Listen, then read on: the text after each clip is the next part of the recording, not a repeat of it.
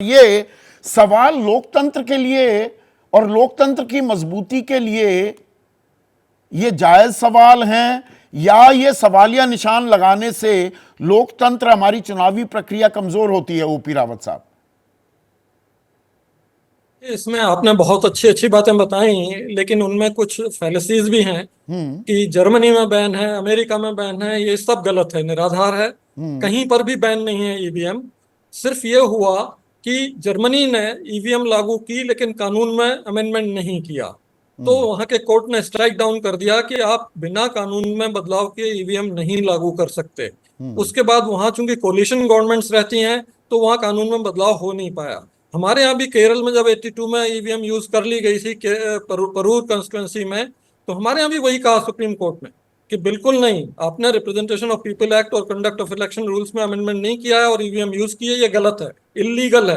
आपको पहले बदलाव मतलब करना चाहिए हकीकत ये है कानून ना, में। जर्मनी में यूज नहीं हो रहा। ये लाल कृष्ण आडवाणी को मैं कोट कर रहा हूं, फैलेसी लाल कृष्ण आडवाणी ने फैलाई फिर 2009 में। वही मैं कह रहा हूँ, ये निराधार है। दूसरा क्या है, 2009 में जब जीवीएल नरसिम्हा राव ने किताब लिखी और जब बीजेपी ने ये सब उठाया था, उस समय जब ईवीएम चुनौती दी गई, चैलेंज दिया गया, तो उन्होंने टीम भेजी, उन्होंने उसमें कोशिश की। जब वो असफल हो गए तब उन्होंने माना कि ईवीएम में कोई गड़बड़ नहीं है। लेकिन 17 में जब ऐसा किया गया कि भाई पंजाब में, यूपी में, उत्तराखंड में जहां भी आपको गड़बड़ी की गुंजाइश हो वहां चलिए, वहां से जो ईवीएम आपको उठानी हो उठाइए, लेके आइए इलेक्शन कमीशन दिल्ली में और अपने एक्सपर्ट्स को लाइए, आप इसमें हैक करके अब दिखाइए। ये तो कोई आया ही कासरगोड नहीं। की जो खबर आती है, मॉक ड्रिल में 4 मशीनों में बटन कहीं दब रहा है, 2-2 पर्चियां दर्ज हो रही हैं बीजेपी के नाम पर। अब खंडन किया है इसमें इसी ने, पर जांच करने के आदेश भी दे दिए हैं। सब कुछ मौखिक हुआ सुप्रीम कोर्ट में आज। ऐसी चीजों, ऐसे ऐसे क्लेम्स में कुछ सच होता है और कुछ कपोल कल्पना होती है। कोई भी मशीन फुल प्रूफ नहीं होती। आपका मोबाइल भी हैंग हो जाता है, मोबाइल भी खराब हो जाता है, तो कभी कभी मशीन मेल फंक्शन करती है, लेकिन उसकी इतनी चाक चौबंद प्रणाली है कि बीईएल और ईसीआई दोनों जगह क्लोज सर्किट टीवी से वहां हर के टेबल पे कौन सा निदेशक, पार्ट। 4-4 निदेशक बीजेपी से संबंधित हैं। यस, वो बिल्कुल गलत है, इम्प्रॉपर है, अनुचित है और उसे रोकना चाहिए था, क्योंकि इंडिपेंडेंट डायरेक्टर बनाने में ये नियम रहा है शुरू से कि कोई भी राजनीतिक पृष्ठभूमि के व्यक्ति को इंडिपेंडेंट डायरेक्टर नहीं बनाया जाएगा। इसका उल्लंघन होना गलत है, लेकिन ये प्रशासन पर ज्यादा जिम्मेदारी आती है, इलेक्शन कमीशन पर नहीं आती है। ठीक तो है, उस पर वो पर दबाव, ध्यान देना मतलब चाहिए था। जो अपॉइंटिंग अथॉरिटी है, क्या वहां पर वो दबाव भी बना रही है? पर सबसे अहम सवाल, ओपी रावत साहब, आपसे बेहतर कोई इसका जवाब नहीं दे पाएगा और आम आदमी के मन में असमंजस भी हटेगा। भाई ईवीएम, चलिए ईवीएम एक सिस्टम है, आप कह रहे हैं कि छोटा मोटा कुछ दिक्कतें हो सकती हैं, बट मोटे तौर पर ये बहुत ही मुकम्मल तरीका है वोटिंग करने का। 1 मिनट में 4-5 वोट डाले जा सकते हैं और 97 करोड़ का देश है, वैलिड पॉइंट।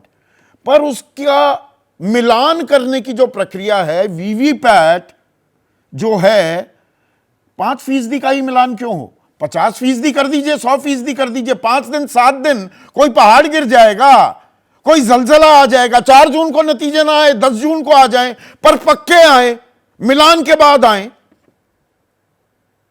हर वोटर देखता है कि उसने जिसको वोट डाला है, ईवीएम में बटन दबाया है, उसी की स्लिप आई है, उसी की स्लिप छपी है, उसी की स्लिप कट के नीचे गिरी है। उसके बाद मिलान की गुंजाइश नहीं रहती। लेकिन फिर भी इलेक्शन कमीशन ने इंडियन स्टेटिस्टिकल इंस्टीट्यूट से पूछा कि पूरे देश में चुनाव हो तो कितने प्रतिशत का मिलान करें कि हमें 100% कॉन्फिडेंस लेवल आ जाए। आईएसआई ने कहा कि साहब, पूरे देश में 10 लाख पोलिंग स्टेशन है, आप सिर्फ 479 पोलिंग स्टेशन रेंडमली सिलेक्ट करके वीवीपैट स्लिप का मिलान कर लें और वो अगर 100% सही मिलता है तो आपको 100% कॉन्फिडेंस आ जाएगा, कोई गलती कहीं नहीं होगी। नहीं नहीं, ओपी इलेक्शन रावत कमीशन ने साहब, उसमें मैं इंडियन स्टैटिस्टिकल इंस्टीट्यूट, मैं खुद स्टूडेंट ऑफ इकोनॉमिक्स हूं, बहुत इज्जत करता हूं। मैं एक आम आदमी का सवाल पूछ रहा हूं। भाई तेरा आंकड़ा मेरे आंकड़े के बजाय सबका मिलान कर दो, 10 दिन बाद कर दो, कोई हमारा लोकतंत्र खतरे में आ जाएगा क्या?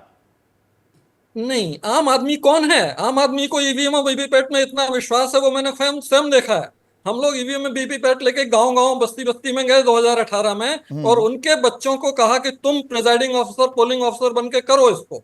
उन लोगों ने किया, रजिस्टर में वोट नोट किए, फिर उसके बाद वीवीपैट स्लिप काउंट, नहीं, आप मेरी बात नहीं समझे रावत साहब। योर वर्ड अगेंस्ट माइन वाला काम हो रहा है। अगर उसमें विपक्ष की पोल खोल हो रही है या सत्ता पक्ष की, भाई सारा मिला लो, 10 दिन की बात है ना।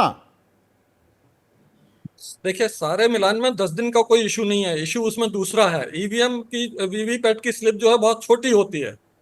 ये हार्डली 4 इंच बाई 2.5 इंच के लगभग होती है, और ये थर्मल पेपर होता है। और हमारे यहाँ चुनाव पीक ऑफ समर में होते हैं। वहाँ काउंटिंग हॉल में लोगों को कंफर्ट देने के लिए एसी नहीं लगाए जा सकते, क्योंकि छोटे छोटे जिलों में, छोटे छोटे कस्बों में वहाँ ये काउंटिंग होती है। वहाँ बड़े बड़े फैन चलाने पड़ते हैं ताकि वो उन लोगों को कंफर्ट रहे। ऐसे में स्लिप उड़ सकती है। कोई विघ्न संतोषी तत्व जो इस बात को साबित करना चाहता है कि वीवीपैट और ईवीएम गड़बड़ है, एक या दो स्लिप भी अगर निकल जाएगा तो आपका ये आर्ग्यूमेंट जो है वो उसको बल मिलेगा कि साहब ये गड़बड़ होगी। इसका रास्ता क्या है दरअसल की सवाल? देखिए, ये रास्ता सवाल और 5% बवाल लोकतंत्र को सवालिया निशान ठीक नहीं होते ना। इसका असल में हल क्या है रावत साहब? असल में हल यही है कि जो 5% का मिलान हो रहा है, आप देख लीजिए, कहीं एक भी वोट का इधर से उधर हो तब सवालिया निशान है। जब तक नहीं होता कोई सवालिया निशान नहीं है। जैसे ही घड़ी का काटा दोपहर 2:30 पे आए, बबीता जी का दिल सास बहू साजिश के लिए मचल जाए।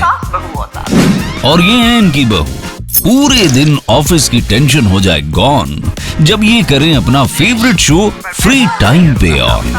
इनकी तरह आप भी देखिए अपना फेवरेट शो अपने टाइम पर और डाउनलोड कीजिए एबीपी लाइव ऐप अपने स्मार्ट टीवी पर।